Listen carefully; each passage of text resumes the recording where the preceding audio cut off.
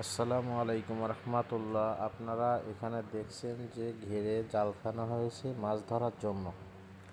এখানে মূলত তেলাপিয়া মাছ ওজন করার জন্য যে 1 কেজিতে কয়টাই এসেছে মাছগুলো, এবং রুই মাছ বা গ্লাস কাপের গায়ে উকুন আছে কি না সেটা দেখার জন্য জাল ফেলানো হয়েছে।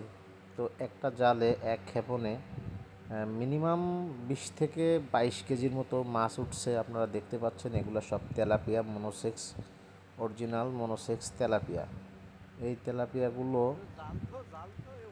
এদের বয়স 51 দিন। তো 51 দিন বয়সে এগুলা 5 কেজি চলে আসছে। মাছগুলো মাপা হয়েছে, আমি যেহেতু ভয়েসটা পরে দিচ্ছি।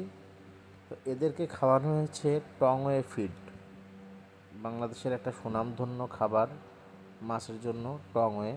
তো তাদের 3.0 গ্রোয়ার তেলাপিয়া গ্রোয়ার খাবারটা তাদের খাওয়ানো হয়েছে। তো মাশাল্লাহ মাছের রেজাল্ট অনেক ভালো, প্রতিবারের চেয়ে এবারও বেশি ভালো। কারণ অন্যান্যবার মেগা বা কৃষি ফিড আমরা খাওয়াতাম, সে সুবাদে এবার মাছকে টংওয়ে খাবার খাওয়ানো হয়েছে। তো মাছগুলা 200 গ্রাম ওয়েট হয়েছে প্রত্যেকটা মাছ। এই মাছগুলা 2 দিন পরে বিক্রি করা হবে।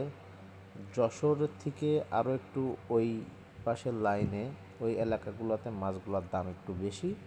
এখান থেকে গাড়িতে করে আমরা মাছগুলো নিয়ে সাতক্ষীরা থেকে যশোরের ওই পাশে এই মাছগুলো বিক্রি করা হবে।